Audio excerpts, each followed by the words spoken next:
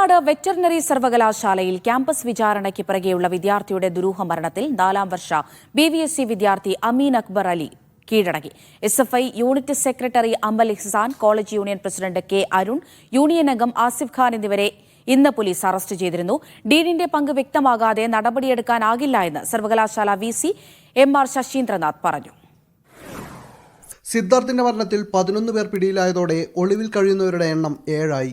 ഇവർ ഉടൻ പിടിയിലാകുമെന്നും കേസിൽ 1 മാസത്തിനകം കുറ്റപത്രം സമർപ്പിക്കാനാകുമെന്നാണ് പ്രതീക്ഷിക്കുന്നതെന്നും പ്രത്യേക അന്വേഷണ സംഘം മാധ്യമങ്ങളോട് പറഞ്ഞു.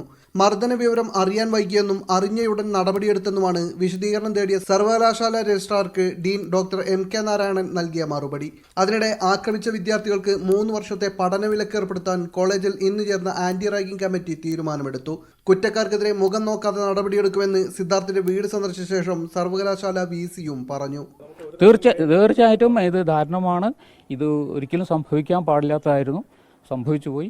ഇനിയിപ്പോൾ കുറ്റവാളികൾ കണ്ടുപിടിക്കുക, ഇതാണ് നമ്മൾ. അതേസമയം കോളേജിൻ്റേത് ക്രിമിനലുകളെ സംരക്ഷിക്കുന്ന നടപടിയാണെന്നും കോളേജ് ഡീനിനെ പുറത്താക്കണമെന്നും വിവിധ വിദ്യാർത്ഥി സംഘടനകൾ ആവശ്യപ്പെട്ടു.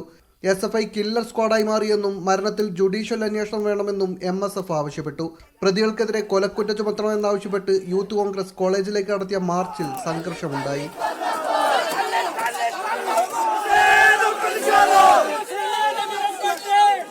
സെക്രട്ടേറിയറ്റിലേക്ക് KSU പ്രവർത്തകർ നടത്തിയ മാർച്ചിന് നേരെ പോലീസ് ജലപീരങ്കി പ്രയോഗിച്ചു.